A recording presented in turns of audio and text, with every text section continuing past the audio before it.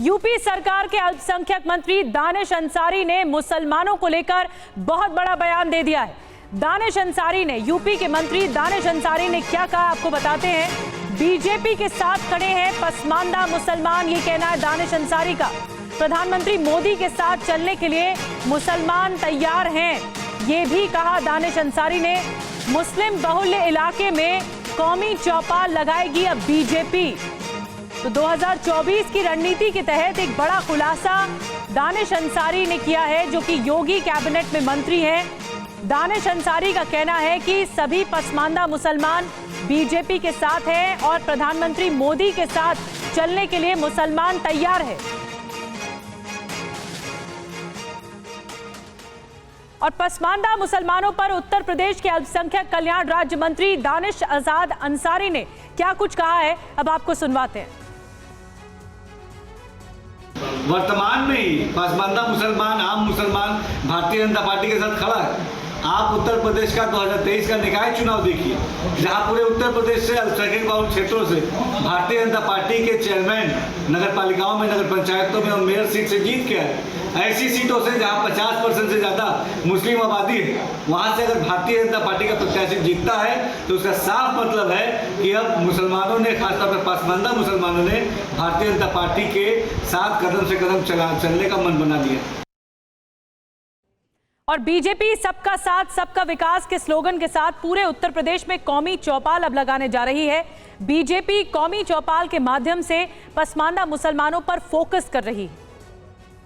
हमेशा हमने अपने समाज को, खासतौर पे मुस्लिम समाज को पूरा जागरूक रखने का काम किया। आप देखिए तमाम पसमानदा जनसभाएं हमने की। आने वाले दिनों में भी हम कौमी चौपाल के माध्यम से जनता के बीच में जाकर उनकी बातें सुनेंगे और कैसे अच्छा और बेहतर अपने समाज के लिए कर सकते हैं, उस दिशा में काम करेंगे। तो दानिश आजाद अंसारी का बहुत बड़ा बयान है और 2024 के पर्सपेक्टिव पर इसे देखा जा रहा है। 2024 के लोकसभा चुनाव में बीजेपी ने यूपी से 75+ सीटें जीतने का लक्ष्य भी रखा है। आइए बताते हैं आपको, ये जो कौमी चौपाल लगाई जाएगी इसका असर कहां तक पड़ेगा। यूपी के 30 जिलों में ये चौपाल लगेगी और ये देखिए हम आपको बता रहे हैं सिलसिलेवार तरीके से।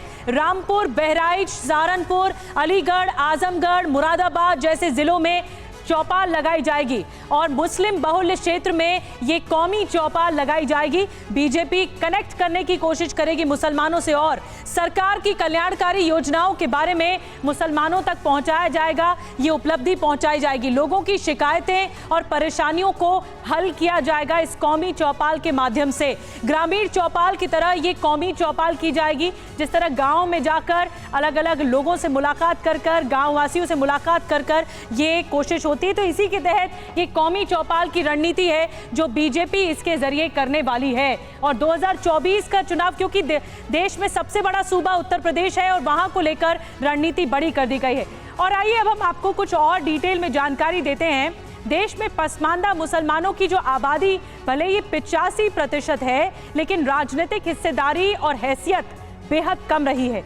एक रिपोर्ट के मुताबिक आपको बता दें, संसद में पसमानदा मुसलमानों की जो मौजूदगी है, 1947 से 14वीं लोकसभा में कुल 400 मुस्लिम सांसद बने और एक और आंकड़ा ये कहता है कि 340 मुस्लिम सांसद उच्च जाति के हैं। इसके अलावा सिर्फ 60% मुसलमान सांसद पसमानदा समाज से हैं।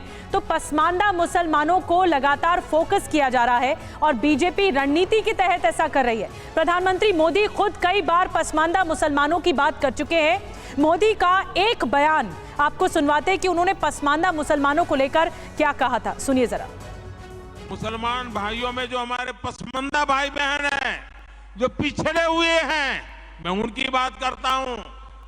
पसमानदा मुसलमान मोची होते हैं, भिस्ती होते हैं, जोगी होते हैं, लाल बेंगी होते हैं, भटियारा होते हैं, मिरासी होते हैं, डफाली होते हैं, मुकेरी होते हैं, मदारी होते हैं, जुलाहा होते हैं, लंबाई होते हैं, बेदा होते हैं, बामणिया भी होते हैं, छिया होते हैं, लहरी होते हैं, हल्दर होते हैं, सिकदर होते हैं, कितनी ही जातियां, ये सब इतने पिछड़े रहे हैं इनके साथ इतना भेदभाव हुआ है। तो बीजेपी को पसमानदा मुसलमान पसंद आ रहे हैं और बीजेपी पसमानदा मुसलमानों को रिझाने में जुट गई है और उसका असर भी लगातार दिख रहा है। यूपी के निकाय चुनाव के नतीजे इस बात की गवाही भी देते हैं। आंकड़े बता रहे हैं, आपको बताते हैं कि बीजेपी का पसमानदा जो प्रयोग के तौर पर देखा जा रहा है, यूपी नगर निकाय चुनाव में ये सामने भी आ गया। 391 मुस्लिम उम्मीदवार रहे जिसमें 90% पसमानदा उम्मीदवार रहे और इसमें से जीते कितने, 61 जीते। तो आप समझ सकते हैं कि पसमानदा कितने जरूरी और महत्वपूर्ण हैं बीजेपी के लिए। पसमानदा मुसलमानों की सियासी ताकत को भी समझना अब जरूरी है। आपको बताते हैं कि उत्तर प्रदेश में मुसलमानों की कुल आबादी कितनी है और कितनी सीटों पर मुस्लिम मतदाता असर रखते हैं। ये देखिए यूपी में कितने मजबूत, यूपी में करीब 20% मुस्लिम मतदाता है, ये आंकड़ा है। और यूपी की 143 सीटों पर इसका असर जाता है, जो इसका इफेक्ट जाता है।